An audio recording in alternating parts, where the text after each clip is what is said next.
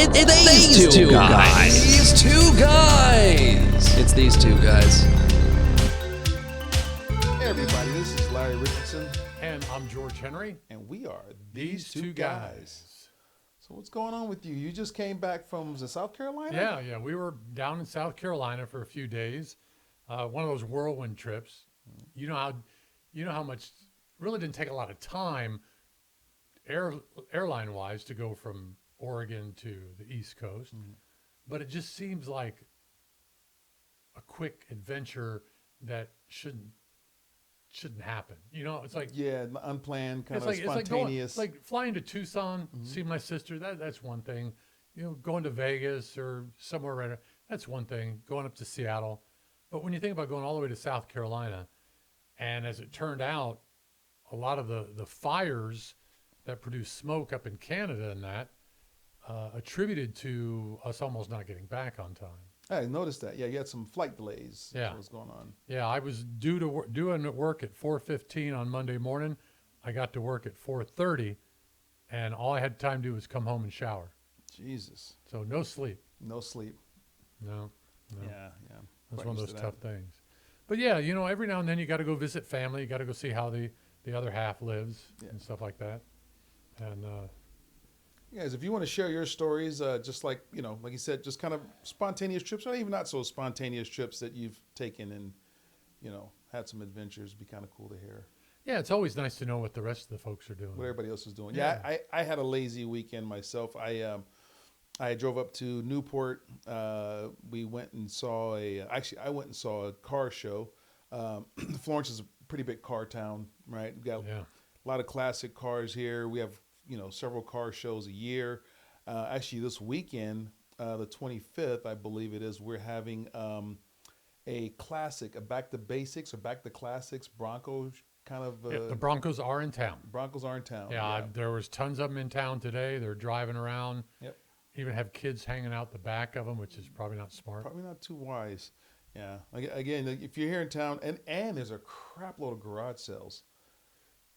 I've never seen so many garage sale signs out, and I'm thinking maybe just somebody got overzealous and they were just posting garage sale signs, and I realized the arrows are all going different directions. So a couple times a year they have huge yard sales here. yes, yeah. Community-wide yard sales that happen at least twice a year, and this is probably something along those lines, I would imagine.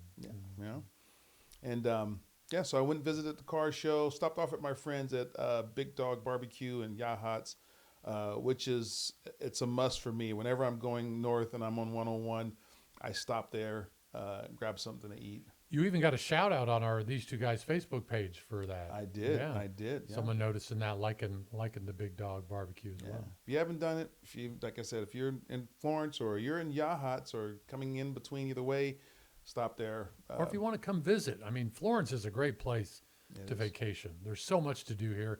You don't really think about it, but we've probably in the last couple of years, we've probably been in 50 publications around the U.S. of top 10 places to vacation. Top 10 places, yeah. Top 10 places to do stuff. And we've got the Oregon Dunes, which is a state park, and they ride all sorts of all-terrain vehicles on there, motorcycles. You can take your own truck out there, your own Jeep, whatever you got, and go out there and enjoy that. We've got fishing. We've got everything, crabbing, anything you can think of, we got here, and lots of great food places too. It's not a huge amount of food places, but the food here is actually pretty good. I enjoy it. Yeah. I wasn't sure what we were going to talk about today, but I did want to bring up something. I'm really conflicted. I don't know if you've been following any of the conspiracy theories on the Charlie Kirk case. Oh, unfortunately, I have. You have? Oh, yeah, yes. I'm watching all this stuff, and I had a conversation with somebody today about their thoughts on, what's real and what's not real. And it comes down to is that there's a lot of ambiguous stuff that's still out there, and I don't want to be one of those conspiracy theorists, but I was looking at since 1960, actually before 1960, there has been about a dozen governmental incidents where they had to go back and retell the story Right. when more information came out. Right. I mean, including, some of the Vietnam conflict, Kennedy assassination, the Iran-Contra affair, Yeah. stuff like that. We should never assume that our government is going to be completely straightforward with us in any regards to anything. But there's things, and again, I don't want to be one of those conspiracy theorists, but when I see people talk about it, it's like one guy showed a clip today where Tyler Robinson is running across the roof of the thing, and he's got a shadow. And the shadow disappears. And the shadow disappears. Yeah. And then he's like, what, did the AI guy just get tired in the middle of it? I saw that one. Yeah, did you see that? I saw that one. He goes like, I quit. I can't do this. Yeah. You know? I started going down that rabbit hole, and it is a serious rabbit hole. Now, I have my conspiracies, and I do the same thing. I'll look at certain things, and if I find that what I'm looking at, the evidence is in front of me is questionable, then I would more than likely go down there. But if I have more questions of things that if you question the questionable things, then you're more likely to believe the original story. yeah. Right? In this case, right? So, and if somebody correct me if I'm wrong here, chronologically, apparently he showed up there 11 something, and then he left in his car and then walked back into the college, right? And that part got me because the parents saw him when they posted the news, and the father said that was him. So I'm assuming you would know your own kid, right? And they said it was him. And I know people like Candace Owen said that wasn't him, of somebody else. And they show all these side-by-side pictures of different people. And sometimes facial expressions may look different. I don't know. I can't say 100% sure if it's him or not. Then he gets up on the roof. And the thing that got me with that is that they made it seem like getting on that roof was some major task. Like he became Tom Cruise and through some type of connection up to a satellite, yanked them up a couple 100 feet, and he parachuted down on this roof, is what it sounded like when they first announced it. Then come to find out, there's a door. You go up the stairs. No, you go up the stairs, and there's a railing that's like not even 3 feet tall. You just basically step over it, and you're on the roof. Yeah. So I'm like, okay, well that kind of shot that down, because I thought he'd pulled some Mission Impossible stunt to get on this roof. But if he climbed it, why did he jump down? Well, you have to go up the stairs. So the stairs is public easement. So if he ran down the stairs, everybody would have seen him. You gotta remember when the shot went off, or when the explosion went off, there was mass chaos. I'm pretty sure some people probably was on that stairs. If he would have been seen going that way, probably somebody would likely have saw him. Okay, but there's a big old gathering there with all these people on there, right? There's a building that's 100 yards away. It was like 300 yards, I thought. 300 yards? That's what I heard. I heard the shot was like 300. That's nothing. Or was it 300 yards, feet? 300 yards, 100 yards. It was pretty far. Oh, so anyway, so then most of the attention is on over where Charlie Kirk was. All the crowd was over there. Right. Why couldn't he have gone down the stairs? What makes you think that somebody would have been on the stairs? Because some people were running. Yeah, but they're in that building several hundred yards away. Right. That's my question. If I had planned out an assassination, I probably would have not done what he have done. But I don't know. I mean, we have to put our minds as someone who at least assumed that they had likely just killed someone. Right. So rationality is probably already out the window when they first decided to get there in the first place, right? So maybe they just decided to jump over because that had the least amount of people, and it wasn't like it was super duper high. No, you know, was it one and a half story? 1.5 stories were like 11, 12 feet. Yeah. You know, I've fallen off that by accident and not hurt anything. But then you got the limp. Well, that's because they said he had a rifle. Right, but you got no limp through some of the videos. Mm-hmm. Then you got a limp through a small portion of video, not even a lot of video, just a small portion of video. He's got the limp, mm-hmm. right? Then he comes off the roof without a gun. Right. Yeah. I mean, he's running without anything. Well, when he jumps, he starts to limp, and I thought he was limping because maybe he had hurt himself. He has a little bit of a limp. If you watch it again, when he jumps off, there's a little bit of a limp, but I assume it's because he maybe sprung an ankle or something. Yeah, but when he's running to jump off the roof, he's got no limp. He's not like hobbling. You'd see that. You would see that, like that. You know what I'm talking about? That little hitch in your giddy up. Some of the videos look like he has something in his hands, and I've seen some where it doesn't look like he has nothing in his hands. But here's the thing: did they put if this AI, right? Did they put all that together prior to him doing this? Because that was aired like the next day. Right, but you saw when we were messing with AI, you saw how fast You can You create can something create something, right? very quickly. Right. But someone would have had to literally had mapped out that whole entire area from where that camera is Well, and recreated it in AI. So that would take some forethought. Somebody right. would have to done that beforehand. so if it is a conspiracy, that's not hard to believe because this was planned. Right. And because it was planned, you know, And I thought about that too. I think about, it's like, but I'm just sitting there thinking of everybody who would have to be involved in that. Think of because what was it? Candace Owens even said that there were people talking about it prior to the day before that something was going to happen to him in that campus, right? And they didn't want him to go there and all this other stuff. and you had all the So- maroon shirts in the audience. Yes, a lot of Everybody, a maroon lot of maroon shirts. shirts. Right. I don't know what the maroon shirt was. Well, Is it- he wore a maroon shirt.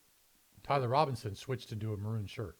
At some point during the camera things, you see him in a maroon shirt. I thought he had a maroon shirt when he was. Oh, because he had the shirt with the logo on it at Yeah. first when he first came Yeah. in, and then they showed him with the shirt that was Yeah.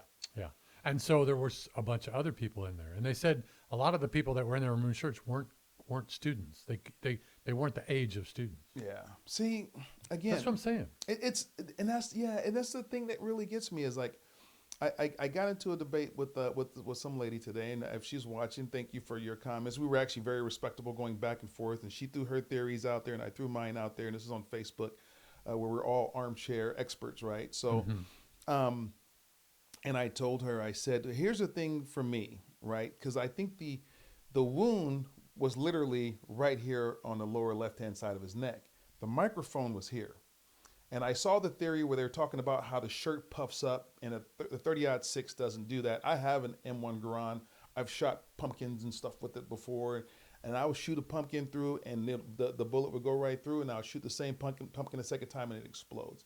So I know some of these guys that in the military know way better than I do, and I would never say that I'm a ballistics expert. But I do know this. When you're shooting a gun, you've shot guns before. When you're shooting projectile this way, what does the vessel do? It goes the opposite direction.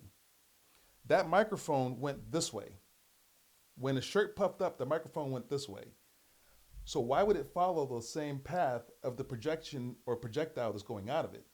Now, some people said it exploded. If it exploded and the microphone is here, even if it exploded this way, why is the wound here? It just, like, certain things don't add up that doesn't require a lot of science. Or for example, some people say that the puff could have been a result of the shot just as well. It's not conclusive or inconclusive that it couldn't have been, if it was timed at the same time, that couldn't have been, the wave of the air atmospheric behind pressure that. picking up, moisture in the way. Could it be? Who knows, Yeah. right? I mean, science is science, right? And none of us are scientists, and people who are Yeah, but I'm brilliant. yeah. You even said that. No, yeah, we are brilliant. We're very smart guys. No, okay, go ahead. But these guys that are putting shirts around hams and shooting them from 50 feet, I was like, don't go to those guys for experts. I'm sorry, all due respect, guys, but don't. I mean, and I have these little things, little snap things you throw down, and I want to show that to you too as well, because I had an old white shirt, I laid it down, took the little white shirt, the thing, and I snapped it on the ground.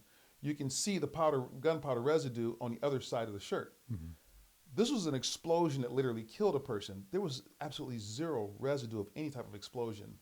And that microphone, you and I, and George and I both have these little microphones that you plug in with the little magnets that keep the things attached. I'm sorry, if something is that much power, that magnet's not going to hold on to that thing the way it did. I mean, it stayed in place. Well, I don't know, and I don't know about because I don't know what kind of charge was in there. I don't know if it wasn't an electrical charge. I mean, that could be, maybe. They have earthquake machines, they say, and things like that. Maybe it sent a charge or a voltage or something, and it just exploded out of his neck because that was the weakest point of pressure. Well, who knows? And the fact, the Israelis had exploding cell phones. Yeah, cell phones are exploding pagers. Yeah. That are only that big. That kill people. But those had charges, right? Well, true. But you don't know how many different versions there are of those. It could be. Well, think of this. So explosive forces, right? You can pressure, right? Maybe water or air, and you have gunpowder, electrical, right?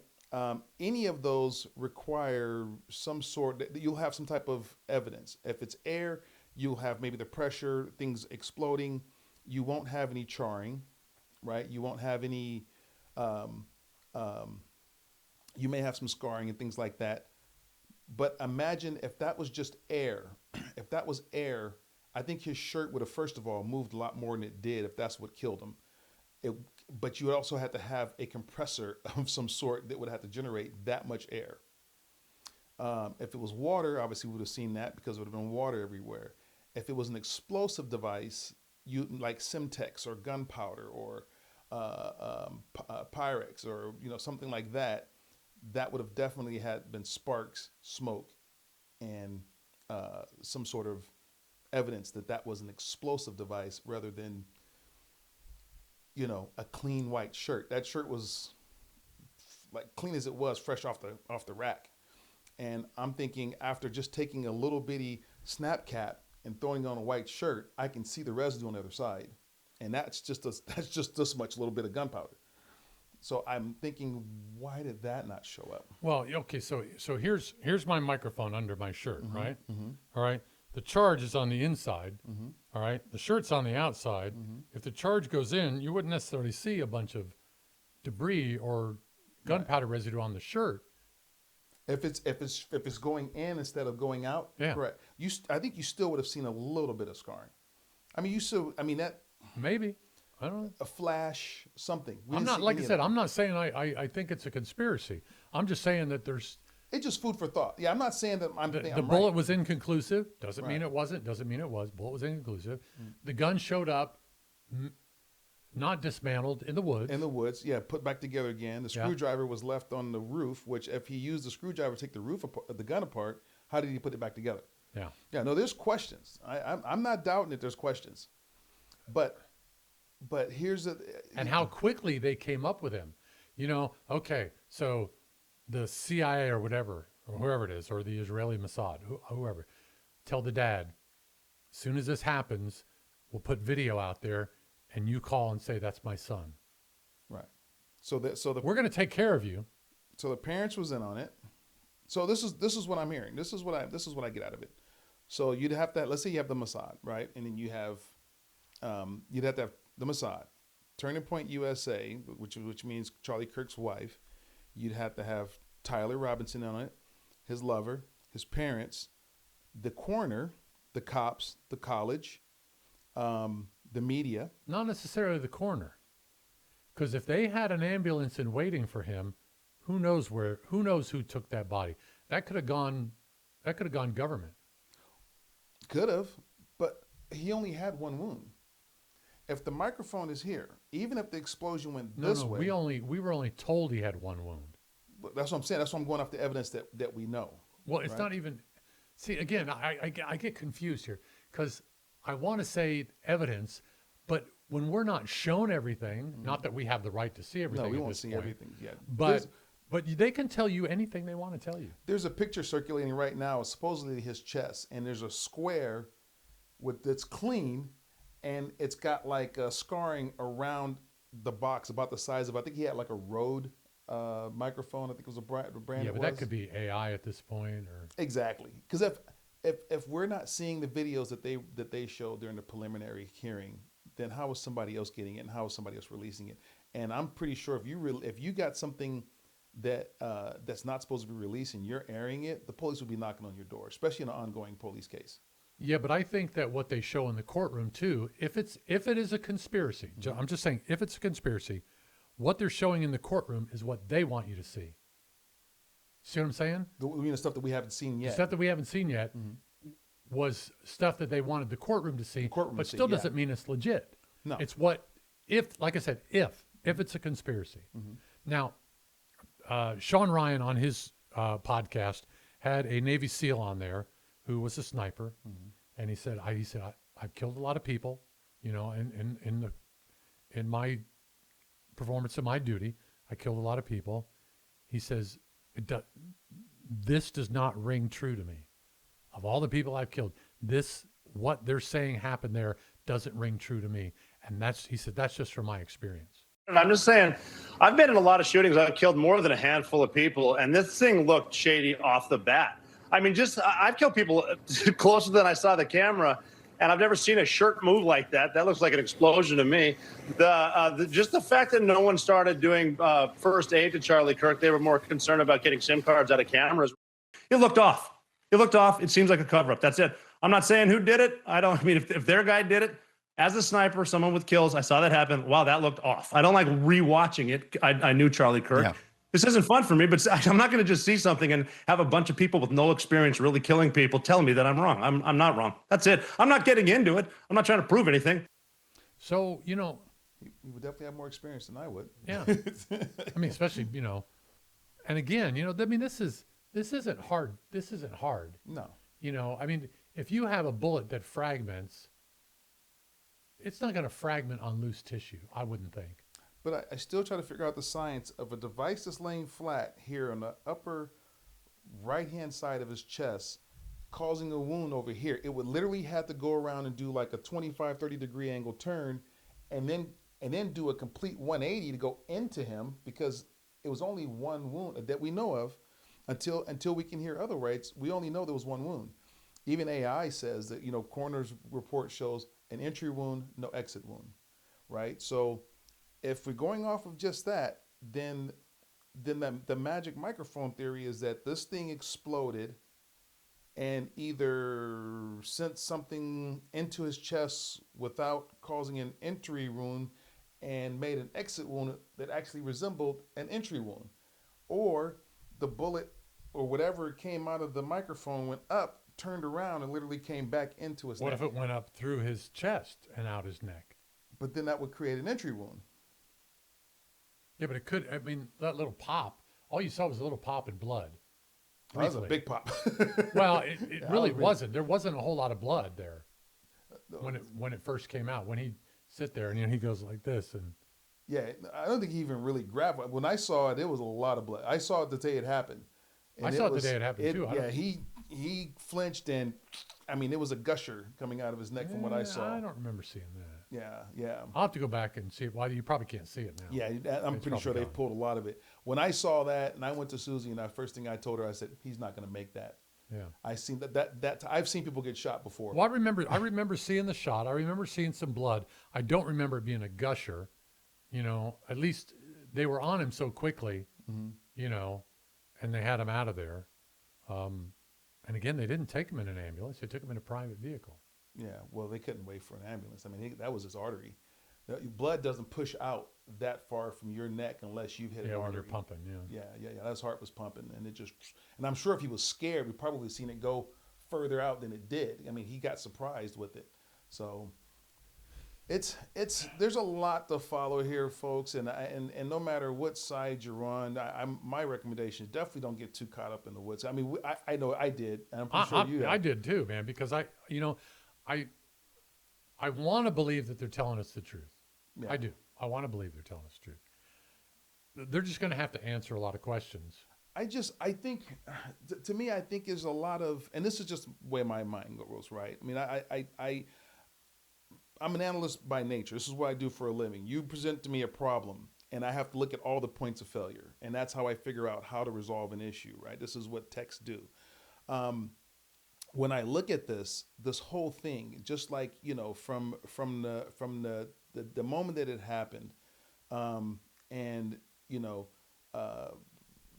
the gunshot and all this stuff, or the microphone, whatever it was that killed him, and I'm going off of what the media posted first, right? Because the first thing they said, gunshot, person, this person did this. We saw somebody jump off the roof, right?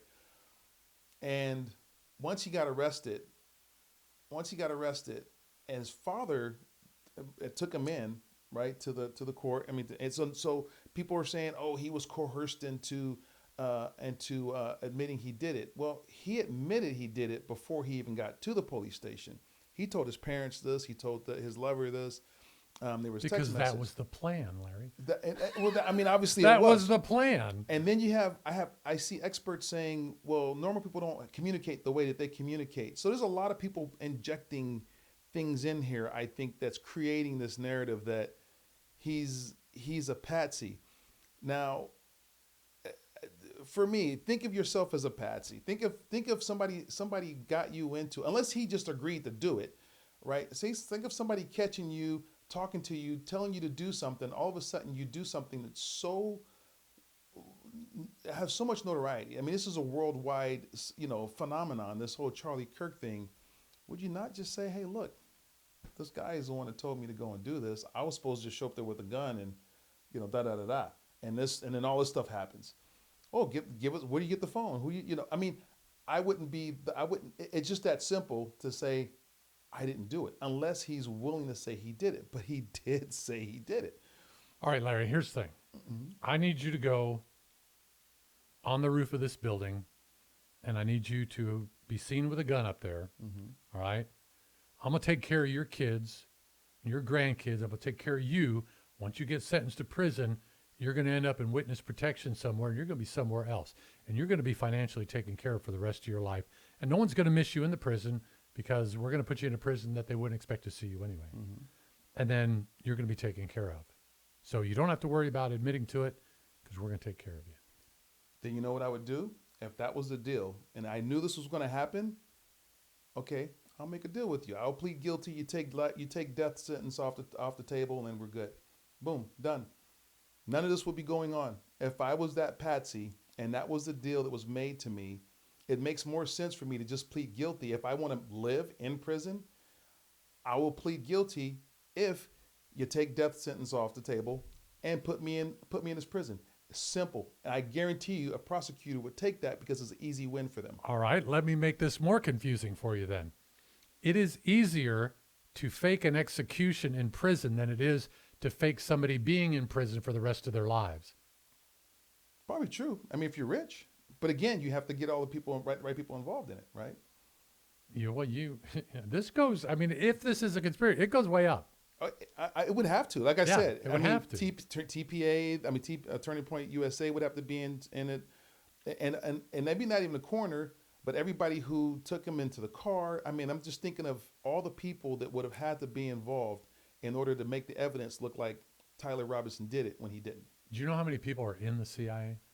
Oh, there's not. But They CIA could easily, well, it doesn't, whatever organization. Technically, CIA is not supposed to operate on Right. United Well, States soil. and, you're not, right? and they're not supposed to kill people either. No. So Yeah. it could On be USA CIA. soil. USA soil. They're not supposed to. If you guys don't know that. Now, I don't know Yes, how the that's NSA is, but CIA cannot operate on U.S. soil. So. Okay, here's another thing that's been said. Erica Kirk told somebody the night before that it's over. She was overheard saying it's over. Now, some people believe that the Israeli community did not like where Charlie Kirk was going with his philosophy. Right. And so they wanted him out of there, and Erica Kirk knew that she'd be taking it over. And according to some people, Erica Kirk was a nobody before she met him, and she was a gold digger. She was looking to become important in politics somewhere down the road. Now, that could be just total conjecture. I'm not saying it's true. I'm not saying it's accurate. I'm just going along with the conspiracy idea here that she and Charlie were done. I've watched so many seasons of that show, Snapped. And I know that sometimes women do kill their husbands for She didn't stupid kill him. reasons. She would have to be a part of it. If she Who's running TPA? she Or, is. yeah, TPU. Turning Point. Yeah. Turning Point. Yeah. Turning Point. Who's yeah. running that now? She is. Yeah, of course she is. Yeah. Yeah. But- She got what she wanted. She could have just branched off and did her own thing if she wanted to. Why? This is already a running machine that's going, that's worth millions and millions of dollars. Yeah. It influences elections. It influences people in religion aspect. This is a huge, huge thing. She still could have had her name in there doing her own thing if she wanted to. I mean, Candace Owens was kind of offered the same thing, and then they wanted Candace Owens out because they realized that her allegiance was shifting back and forth. And there was conversation about her getting let go early on, even though her and Charlie Kirk used to be best of friends. She still says justice for Charlie, but she's the one who said initially that Tyler was never even there, and then the video shows that he was there, and then she went back and said that it was Erica that did it, and Erica and her are the only people that know the truth. And so, you know, you got people that are just throwing things out there, and again, I'm not saying it's not. I'm just saying that there's easier ways to do things. If Erica Kirk's idea was just to take over the company, there's easier ways of doing it. She already had her name out there. She wasn't as popular as him, but she could have did anything she wanted to because of his popularity. And she did. She didn't have to kill him. Is exactly what happened. Yeah. She's where she is because of his popularity. She would have been there even if she wanted to do something different. I believe. Maybe. I believe. But she's there. And again, the Candace Owen things. Now, I think Candace Owen is not accurate in some of the stuff she says for sure, but she was there at one point. Inside of Turning Point USA, yeah. So she saw the workings and the goings on there. So she has a little bit more credibility when it comes to that organization than somebody from the outside.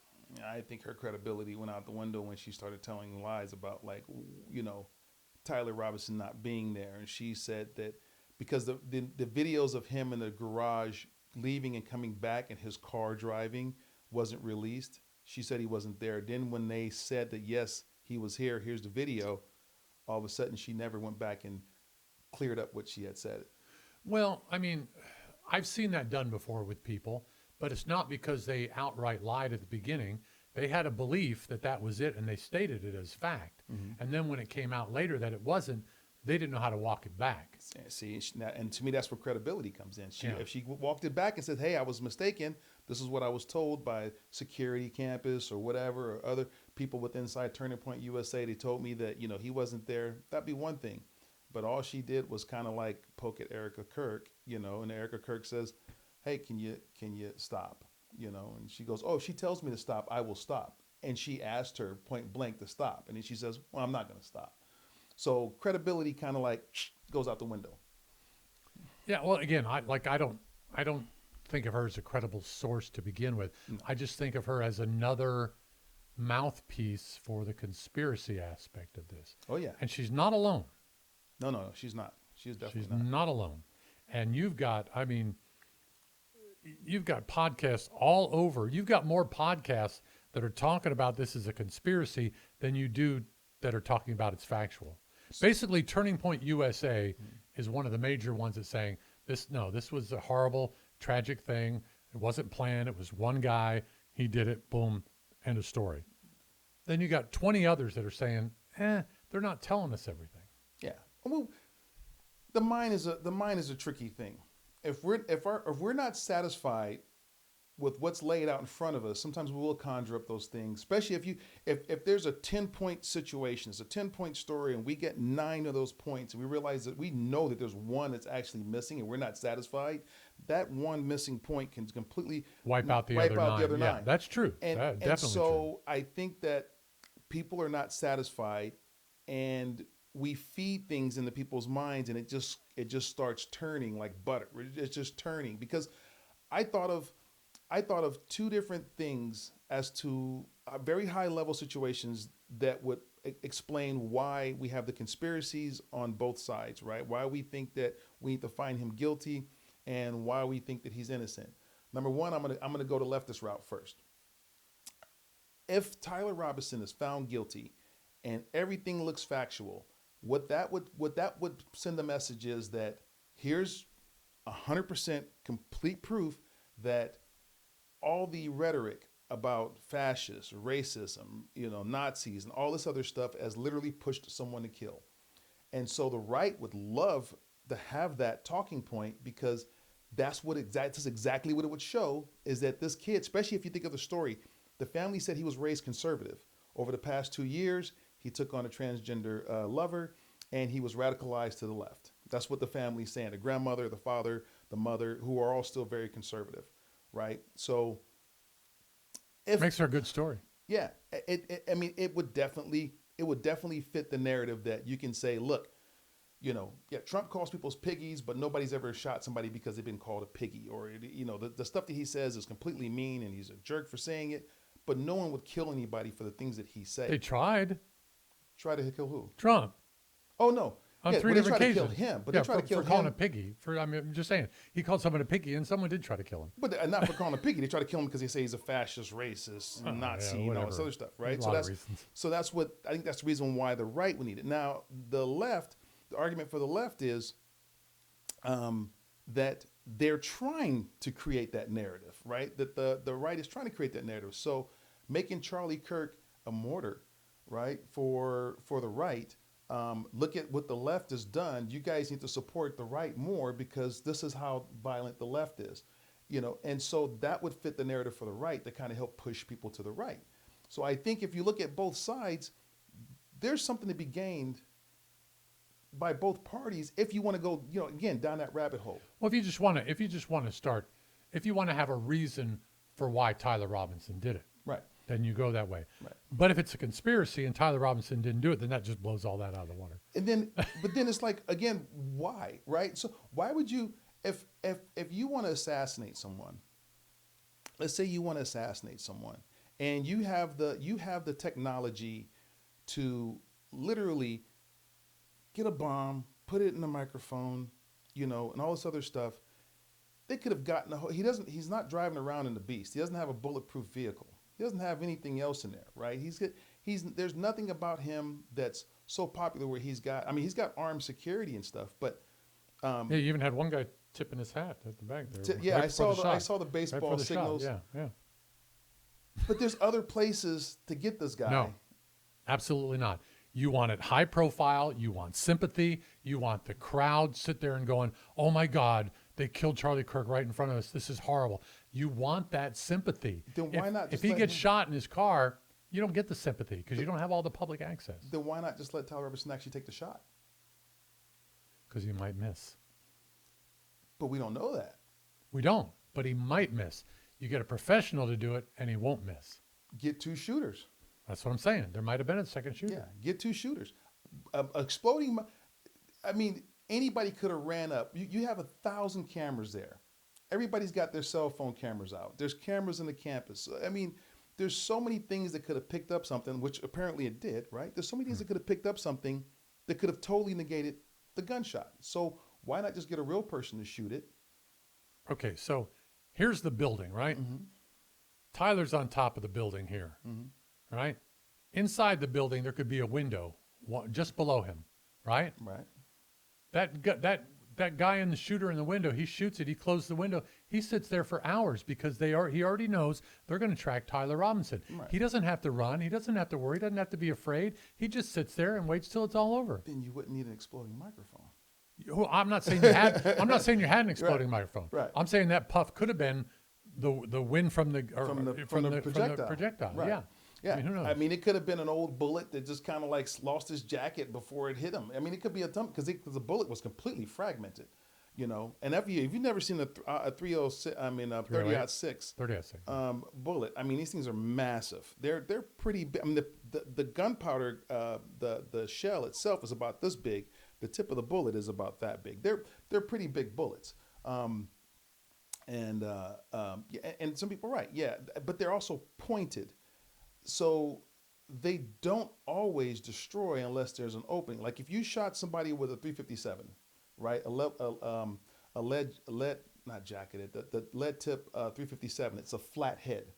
When that hits something, it's going to explode because you got flat pressure. You shoot somebody with a 223 or 556, the bullets are pointed. They usually penetrate. You know, it's like if you stab someone with an ice pick versus hitting them with a spatula. That's the difference between shooting someone with a 45 or a 40 caliper or a hollow point versus one of these jacketed bullets that are literally, you know, they got sharp tips on them. So, you know, again, I'm not a ballistics expert, but I don't think that, you know, like I said, I've shot things with my 30-06 and sometimes just right through, tiny little hole. Second one, if it manages to amass pressure before it makes impact, the same pumpkin will explode. Right. Okay. But here I go. I don't know if you've ever seen this guy. This guy, he's on YouTube. He's on Facebook. He sets up these different things to shoot through, and then he's got his mannequin. I can't remember. Frank or Fred? Yeah. Fred. I think it's Fred. Fred, yeah. The mannequin's Fred, right? Mhm. He shoots through shovel heads, Mhm. right? It can go with a high ballistic round. It can go through 7 or 8 shovel heads and maybe even hit Fred without disintegrating. Yeah. But he never shows you exactly. He just tells you the caliber. He never really shows you exactly which bullet he's shooting. No. Because a 357 have both rounded heads and flat heads. And you can get, I don't think he uses any hollow points. No, that wouldn't, because a hollow point will. A hollow point would definitely explode before right on impact, right? So I never see the bullets that he has. Now the 40 caliber is the only bullet that I know that are consistently flat tip. I have 45s that are hollow point. I have 45s that are round. I have 45s that are flat. So I don't know which bullet this guy is shooting. 22s, yeah, they're always pretty much exactly the same. You have 22 magnums or Win Mags that are actually more sharper tip. You have different bullets that have different, you got a 5.5, not a 5.7, which is, they just call them cop killers. They're Teflon tipped bullets. Those will go through things. So there's a lot of different bullets. And I watch that guy all the time, too. Right. But I'm just saying, I mean, we only know, again, here's the conspiracy armchair warriors. there's to me. Yeah. We only know what they told us the bullet was. Right. We said 30-06. And No, we know 30, but we don't know what round, because there's different rounds. Like you said, there's different rounds you can get for the same gun. I watched this thing today. Have you seen the ballistic high speed guys? yes.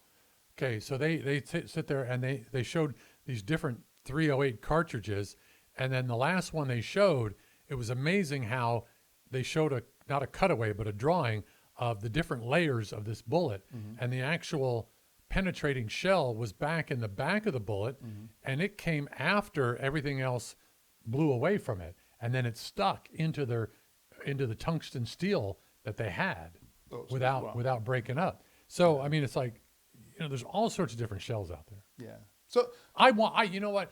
I'll admit it. I want to believe it's a conspiracy. I'm not saying I do, but I want to believe it's a conspiracy. I would love to see it being a conspiracy just because, it's kind of like finding out that Star Wars was real. or Galaxy Quest. Far away. Or Galaxy Quest. I mean, it's real. I think They're termites. They're termites, yeah, the thermites or whatever they're called. I think, we're joking around this, but laughing, but all around. And we're not laughing at the tragedy. As a tragedy, no. We're laughing at what's happened since the tragedy. The society is literally imploding in itself. Yeah. Because we already have a divide between the left and right already as it is, and now we got something else to fight over. It's the microphone, it's the AI videos of him running. Was he there? Was he not there? The ice cream receipt that shows that he got ice cream at that time. I mean, oh my God. It is, do we have multiple Tyler Robinsons? I just think that a doppelganger. How hard is it to find a doppelganger? Pretty easy. There's a Facebook website page. Yeah. We should go there and look and see if we have doppelgangers for ourselves. Yeah, I don't think there's one for me. I don't know. My dad got around. He was in the Navy, so I might have a couple of them out there. I think it's very, very interesting because part of me, like I'm on the side where I'm fighting the conspiracies, only because what's been laid out in front of me is my reality right now, right? He was seen there, he left, he came back, he was on the roof, he jumped off. The videos, the father calling him after they recognized his picture, getting him to come and turn himself in, the text messages to the lover, the coroner report, the microphone. When I first heard the microphone thing and someone said that it was an explosion, and then if you look at the microphone, it actually blows up and goes this way. It literally goes in a direction of where the projectile was supposed to hit. If you've ever seen a firework lit and falls over to the ground, it takes off the opposite direction of where the flames are coming out. So if something was coming out this way, the microphone should have went that way. I've had my little magnet pop off just by bumping into it, and that magnet was still stuck on his shirt after he started falling after the explosion. So there's little things that what I have seen, my reality is telling me this is what it is. See, but nothing you said there can't be explained away in a conspiracy. Not a single thing you said there can't be explained away in a conspiracy. And then, so you take everything you just said, right? Mm-hmm. And then you add limp, no limp. Right. Shadow, no shadow. Right. Gun, no gun. Gun in the woods assembled. Disassembled the gun before he left the roof, supposedly. Right. Assembled the gun on the roof, supposedly. Assembled the gun where he left it, supposedly, right? Because he left it in the woods. Well, no, he reassembled it. In other words, it was unassembled when he went on the roof. Right. He had to assemble it. Then he had to disassemble it Right. and take it down, but no limp.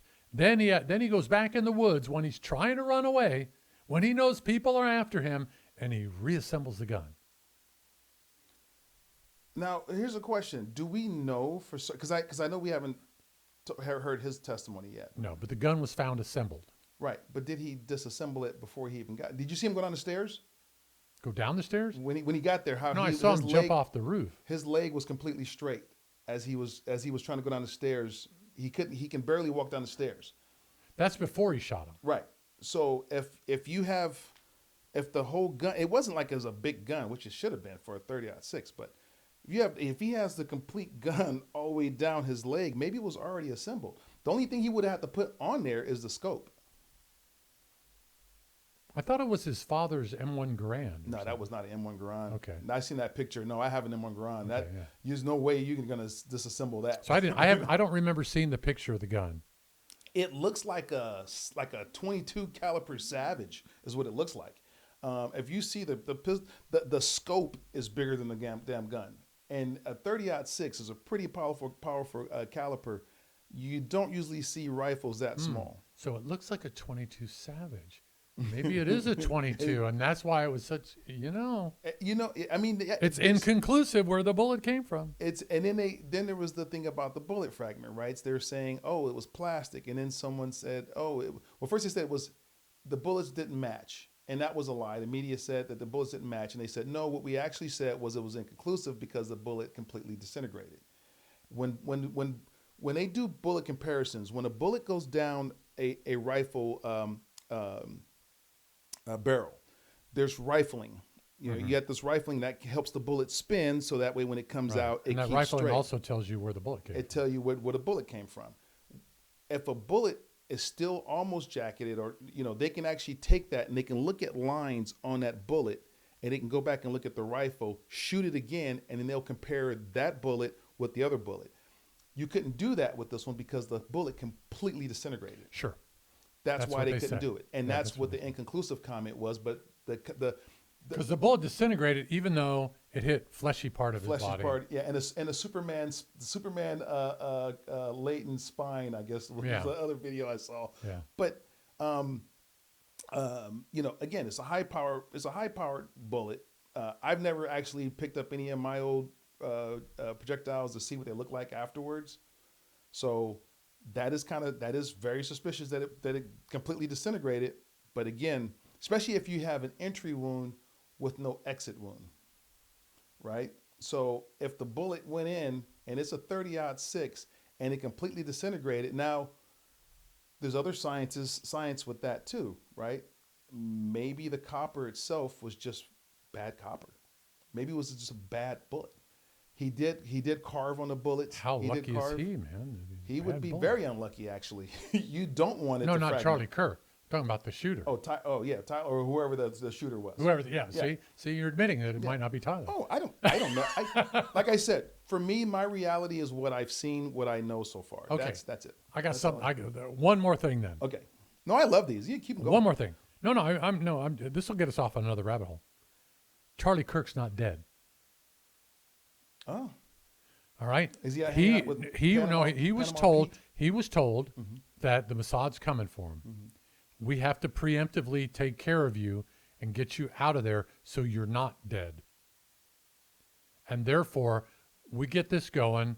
We can have the puff. We can have a little cap that goes off inside your neck with a blood cap on it that pops out of there. Mm-hmm. We rush you out of there in our own vehicle, and you're not dead, but everyone thinks you're dead.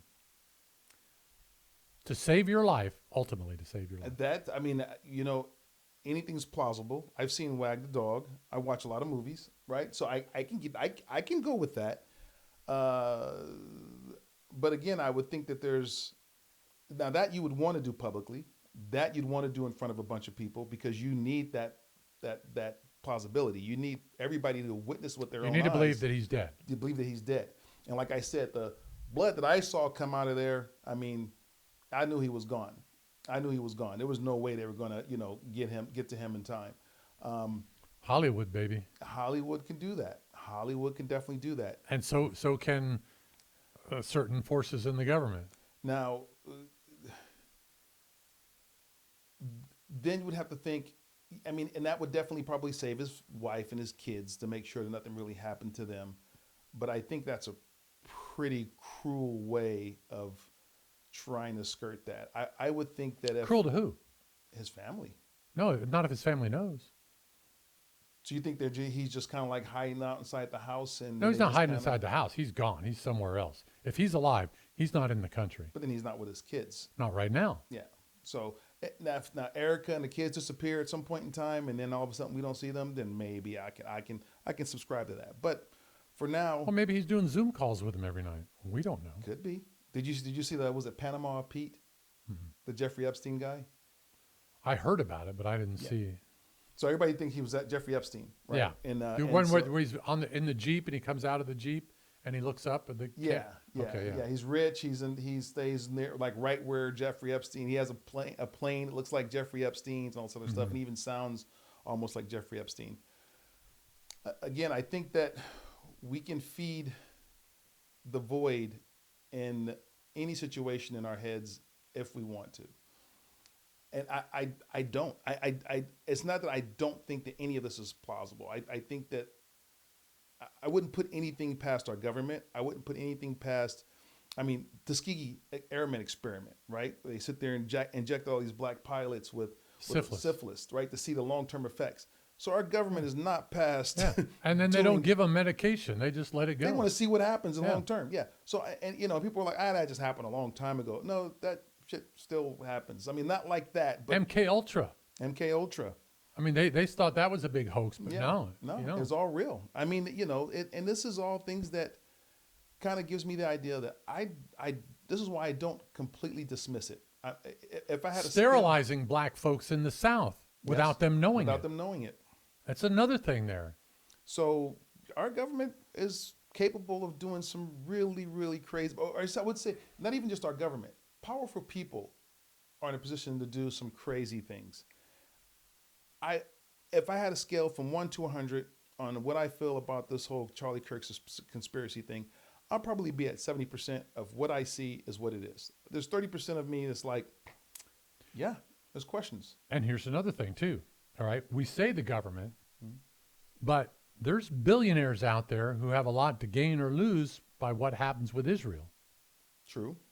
And it's a lot of if money. you have $1 billion, you can do just about anything you want to anyone you want to. Yeah. And if you don't think that's true, there are people out there that will kill people for next to nothing. Yeah. Well, I know. So, and you watch these movies about hitmen and assassins and all that. There are real people out there. Oh yeah, no, I know. These stories come from somewhere. I grew up in a pretty bad neighborhood. I've seen people who'll kill you for a lot less. I've seen people die for a lot less. So, and that's why I said also too. I just feel that it would be so much easier. There would have been if you just wanted them out of the way, there would be an easier way to do it. If you wanted them out of the way with a plan, if meaning that he dies. And it creates this butterfly effect, then yes, do it the way you did it. Do it in public, make sure everybody's seeing it, make sure that all the optics are there. And when he dies, he becomes either a martyr for the right or a martyr. I didn't want to correct you because I get in trouble for doing that all the time. So I'm not building a brick house either, so it's not mortar, sorry. I thought you meant like mortar, like an explosive. Like happened in his chest. Well, technically, yeah. I guess I could. Yeah. That fits too. Sorry. But or he could be something to damage the left, or it could become something to damage the right. I mean, either way, if you want to go down that path, your mind can literally take you down either one of those if you want it to, if you allow it to. Well, my biggest thing in favor of the conspiracy is my lack of trust in the government. Oh, I don't trust anybody either.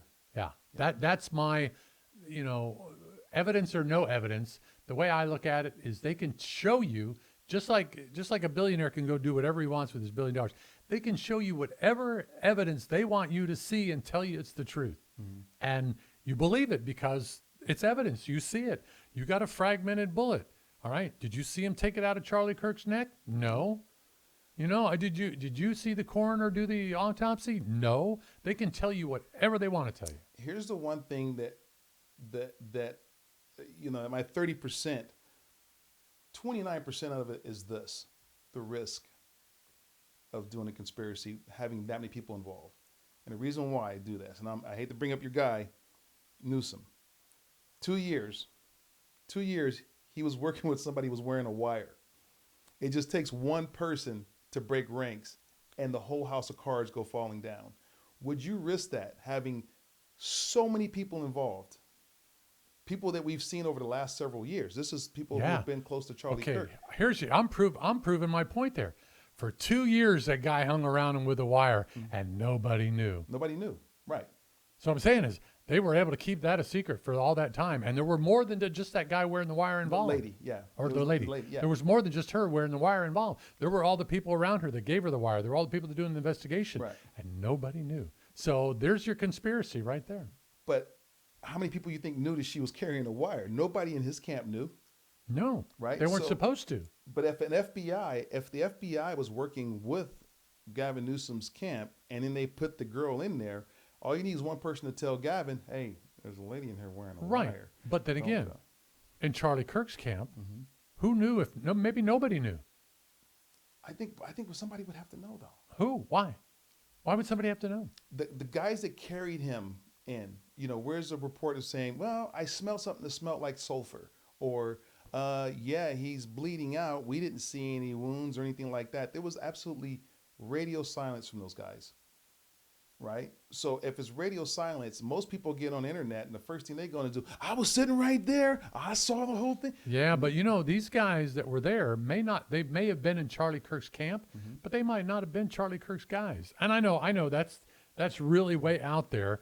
But, if that lady was 2 years undercover, they could have had guys 2 years undercover in Turning Point USA. Could have been, but it would have to be all of them, or all the ones that's involved in this. Well, how many? Maybe 4 or 5 at the most? 4 or 5 guys there. Who put the microphone on him? Right? So that guy would obviously have to be in. But then again, we're assuming that it was the microphone that exploded. Right. Well, that's part of the It could be, but it could be the second shoot. It could be a second shooter. Yeah. It could be whatever. So could be only one shooter, and Tyler never shot the gun. And so that means Tyler's grandparents would have to be in it. Grandmother would have to be in it. The mother, the father, again, the lover, right? And whatever company that the cellular service is, because those are intercepted and deleted messages. They weren't messages that were sitting on the phone. They were deleted. So they would have to be in it because they have to retrieve those messages. So all it takes is one person to. It's like the voting rolls thing, right? Where you got that one lady who's sitting there on the camera going, they're putting blinders up, and there's a truck that just pulled up and it's full of ballots, and they told us that we have to walk away, right? It just takes one person out of everybody in there who was in on it. One person stood up and said, "This is what's going on." All it takes is one person to bring down a complete house of cards. Did you ever see War Games? With Matthew Broderick? 30 times. Okay, so about 30 times. So back in the day then, when computers were next to nothing, you saw Matthew Broderick get on the computer, go into the school's computer and change his grade on there, and nobody knew. Right. In this day and age, I guarantee you can put fake text messages in a phone company system, and all you have to do is have access to it. And if you're government, you probably have access to it. You probably have access to it.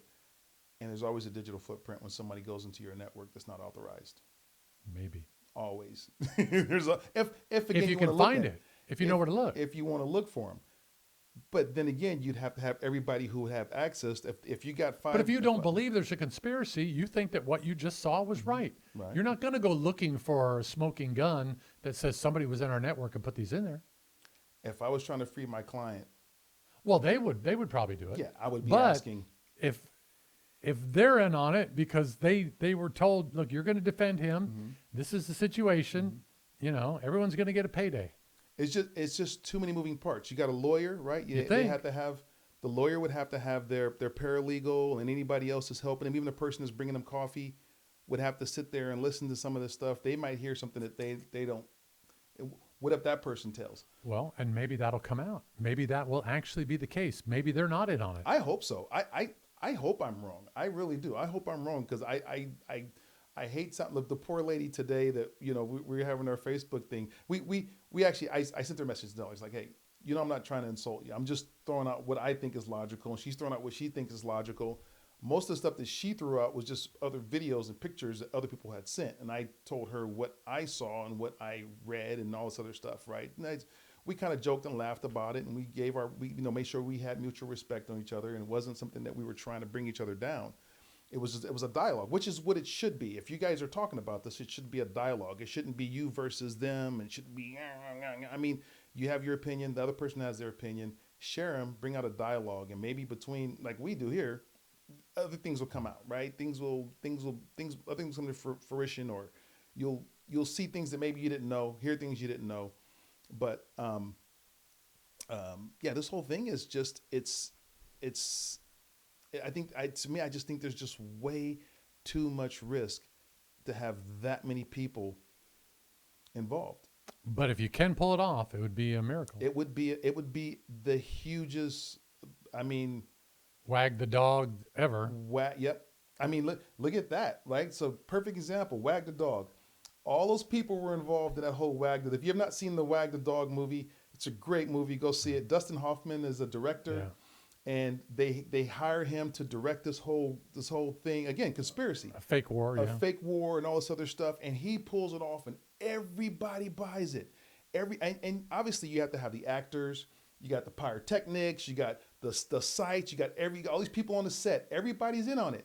It took one person that was going to bring that whole house of cards down, and it was the director. If he had went and spoke out, it would have brought everything down. So you just only need one person to break a conspiracy. Mm-hmm.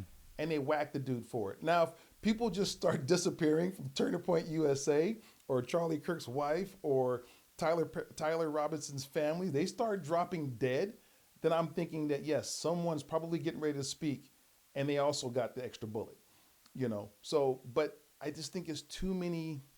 I just think it's just too many possibilities, unless every single one of these people since the date of birth was like programmed and planned to do this at some point in time in their future. And all right, but let's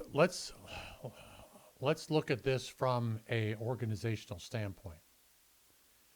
How few of people do you think, I mean, if you think about what is the smallest amount of people that you could have to pull this off, right? I would guess one, and that would be the actual shooter, maybe. Maybe Tyler was going up on the roof to do that. Maybe he was planning on doing that. Maybe he's not totally innocent. Maybe, and maybe they knew about it. Maybe they had a coincidence. Yeah, maybe they had, or maybe they had an idea that he was going to do that. Mm-hmm. Maybe they'd followed his post, or maybe they, were in on that. Like movie Shooter, right? Yeah. Where they have Mark Wahlberg is standing there getting ready to take a shot, and somebody else takes the shot at the same time he does, and it looks like he's the one that did it. Yeah. He goes on a run. So yeah, no, I can see that. Yeah. So literally, you could probably, if you were going to do something like this, you could probably have as small a force as maybe 6 people that knew about this. Mm-hmm. It's a little easier to keep 6 people quiet than a dozen. It is. I mean, 6 people, but let's say with 6 people, the extra shooter, right? And then that means that Tyler Robinson's family and friends wouldn't have to be in on it. But why would he say he did it if he didn't? If those are true. If not, then that means that someone knew he was going to get there beforehand, set up and stage those text messages and the communication between him and his lover prior to them taking this, or right prior to him leaving, because those things were timestamped. Again, if they're real, right? So that means that someone got a wind that Tyler Robinson was going to go up and do this, set up a second shooter. He gets up on the roof. That person takes the shot, the actual kill shot, the coup de grace. He does it. Tyler Robinson thinks he did the shot, and he takes off running. Yeah, and then that person is sitting there going, okay, now I'm going to fake the text messages between him and the girlfriend, the lover, saying that I did this. You see, I don't like that as much as I would like to say, somebody from a government organization approached Tyler Robinson and said, "This is what we want you to do. Don't tell anybody. We will take care of you. We will take care of your family. You initiate it. You tell your dad you did it. You do this, and therefore that's only him and the other shooter, and then maybe the two people that carried Charlie Kirk off." And that way you keep the numbers down. Because I agree with you. If there's too many people involved, you Way can't too keep much it risk. secret. No, somebody's going to talk. Yeah. Somebody's going to talk in their sleep. Someone's going to tell a friend. They're going to go out and buy, a Lamborghini when they're only making like $17 an hour. Something's going to happen, right? Something's going to bring attention. So I think that you can't have too many players in it. But given the history and the things that were said, yeah, I can see people being told. I can see this being a conspiracy, But again, for me, for that to work, I think it would require more than just 4 or 5 people. I just think that, so the guys that picked up Charlie Kirk, brought him to the car. They wouldn't have to be in on it, right? Because they're reacting. If he's to actually something. dead. If he's dead. If he's dead, they wouldn't have to be in on it. They wouldn't have to be in on it. The crowd wouldn't have to be on it. The coroner wouldn't have to be in on it. The coroner wouldn't have to be on it because it'll actually be a real shot, Yeah. right? It'll be a real shot. The family really doesn't have to be on it because the video was of Tyler Robinson. They're the ones that recognized him from the video they saw in the parking lot and going up and down the stairs. But that means that he would either have to be in on it, or they literally programmed him to monitor him to know what he was going to do and how he was going to do it, when he was going to do it, so that way they can set up the whole backstory, right? The communication, having him drive to the lot for whatever reason, and he may not even be aware that he's a patsy. Maybe he think he took that shot. I would imagine the FBI would have found a second bullet. Now, if it was someone, because they did dig out, I guess, a big trunk of cement. They didn't need to find a second bullet. They need to find the gun that bullet came from, because it's inconclusive that it came from Tyler Robinson's gun. But a second bullet would be better, because there's no way he shot 2 bullets from No. there. That was not a semiotic. What I'm saying, but if only one bullet was shot, right? And it's inside Charlie Kirk, another bullet somewhere else would have proved that there was a second shooter. yeah, but what I'm saying, there was no second shooter. No. There was one bullet, one gun, just wasn't Tyler Robinson's gun. So you don't think that he took a shot at all? I don't know. I don't know whether he did or not. So, but if he did, that's what I'm saying. If he did, took there would have to shot, be a second there would one, be a yeah. second bullet. If he didn't take a shot and he got up and he ran away, which again is plausible. Let's say he didn't take a shot. He heard the Now, are we the shot. assuming he's in on it or not in on it? I'm assuming he's not in on it. Okay. Because he took off and running, right? Yeah, but he's supposed to. running. He's supposed to draw attention away from the building so that the guy who actually did the shot has time to get out. To get out. But if he's going to get caught, why not just get caught there? Maybe they told him not to. Maybe that he needed to get off the property so that the focus would be away from the property. I mean, he could have caught him down the street. All the cameras did. I mean, I just think there's just an easier way if you're gonna create this. And I'm not a director, but if I was directing this tragedy, I think it would have been a lot less. I would have tried to have a lot less moving parts, because that's where things fall apart. True. That's where things fall apart. Why make But him go we'll see. home? Why make him go through all this other stuff? It's just like, okay, look. Because he had to get his family involved in it. He had to get his dad to turn him in. He had to sit there and tell his family, I did this. I did this. All right? I mean, if he gets caught there, he hasn't told his family yet. So his family can't support the fact that, yes, my son did say that he did this. But he would have to be in on it. Because the parents would be going like, no, there's no way my son did this. Right. If they didn't hear it from him, no, there's no way my son would have done this. He wouldn't have done this. Right. But the son tells him himself, then there's a way. But then he had to be in on it. Then. Yeah, that's what I'm saying. So if he was in on it, what if he had a cartridge with no shell in it? Could be, yeah. Could have shot a blank. Could have been a complete blank. A blank is basically a regular bullet, but instead of a projectile, it just Got has a a cotton paper swab squib or- on it. yeah. Yeah, and it's got gunpowder, and probably a lot less gunpowder. You shoot it, in most cases, you can't tell if you shot a real Was there bullet. gunpowder residue on Tyler Robinson's hands? I don't think so, but I don't think you get gunpowder residue from a rifle like You that. can't? Okay. No, I don't All think right. so. Maybe not. A Maybe not. bullet, a gun, usually because you're right there Yeah. during an explosion. Yeah. his hand is And under when the it action. comes out, the shell comes out, and that could get on you. Yeah, and for a bolt action rifle, when you engage that cartridge into It's the locked action, in there until you it's pull it out. locked in there. Yeah, and that's usually pretty tight. So I don't think you get a lot of gunpowder residue from a rifle. Now, to go the opposite way real quickly, there assassins that do close-up assassinations versus ones that do sniper ones, they use low-load ammunition. Right, subsonic type. Yeah. Yeah. So you can take a 22, underload it, put it right behind someone's ear, and kill them Right. without hardly making a noise. Right. Yeah. You know, and it doesn't have an exit wound. Right. It just rattles around in the brain and chews Until up they the die. brain. Yeah. So I mean, Where did you hear so I that guess from? it's plausible that you could have a 308 with a low load in it that's just going to hit his neck. They know exactly how far they're going to be. They know exactly how this bullet needs to travel. They know exactly how much differentiation between the arc of the shell's going to go with the lower load on it, so they know how far to raise it or how far to lower it. Raise it, actually, not lower it. So there's, anyway. There's. I mean, This is to the family of Charlie Kirk. I'm so sorry. Yes. I'm not making light of this, but this is very exciting to talk about this, to think of the different ways that maybe it could have happened. Yes. No, I agree. It's what I consider, like I said, fun science, right? It doesn't just have to believe it or not believe it. It's fun to discuss because the more you discuss it, the more questions you have. Yeah. Right. And if you realize the questions just continue to keep piling on, then you have to go back in the beginning and go, how did we get here? You know, what wasn't answered to make this continuously on? Because if not, all your questions will be answered right there in the beginning. And even then, you'd have to believe that every person on death row right now is 100% guilty of every crime they did. Yeah. There's so many people on death row right now that are probably completely innocent, didn't do anything, and the law does get it wrong. And this trial is likely to go on for ages, folks, so don't expect it to be done anytime soon. Hey, thanks for staying with us. Yeah. Well, man, yeah, we could keep going, really, but I know Larry's got to do trivia. Yeah, I got to do trivia, and it won't be on assassinations. No, or probably anything not. like- or hopefully it's not ballistics. Yeah. But anyway, like and subscribe. Tell your friends about us. We're growing slowly. We are growing, though. We've jumped 60 since April. Yes. So it's not a lot, I know, but it's significant for us because we see growth rather than the opposite, which is good.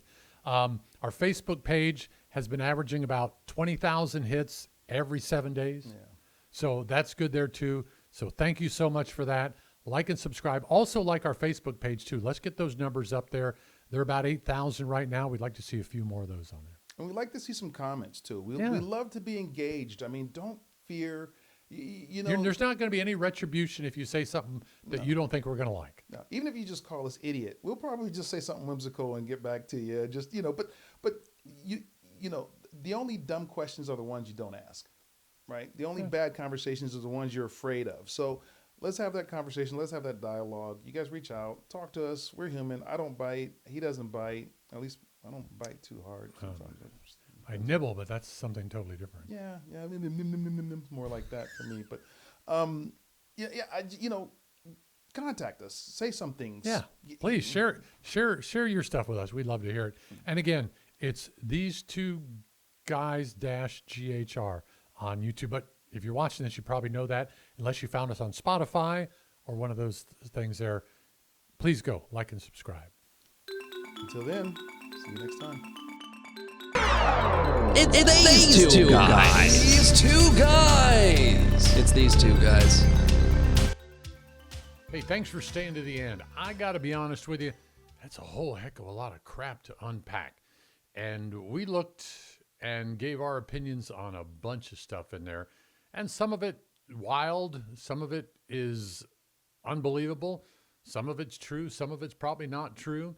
But if you are really interested in this topic and really think that there's something else going on there, I encourage you to do a deeper dive. I mean, this is a subject that, because there's very few answers, you don't get the idea that everyone's telling the truth. And somebody who is really close to that, of course, is Candace Owen. She was there at Turning Point USA.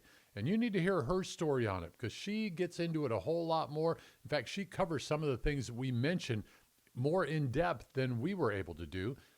as someone who has been there and she's seen the insides of this. I'm not saying that I totally trust everything she says, but she has the least to gain and the most to lose if this continues to unravel the way she believes it's going to unravel.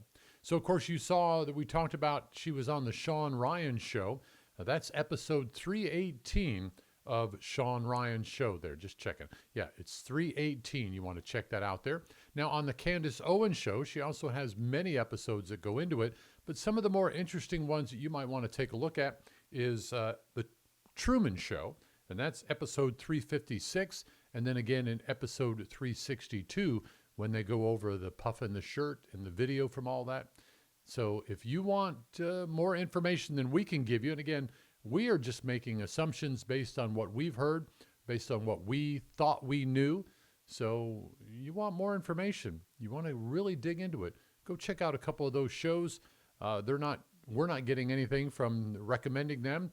I'm just saying that it's a good place to start looking if you want more answers. Hey, these two guys, we love what we do. We're having fun doing it. And I know sometimes they're serious conversations, sometimes they're fun, but that's what we're here for. We're here just to break it all down for you. So tune in and keep tuning in. Keep telling your friends about us too. Like and subscribe. We're growing and hadn't stopped us yet. So thank you so much.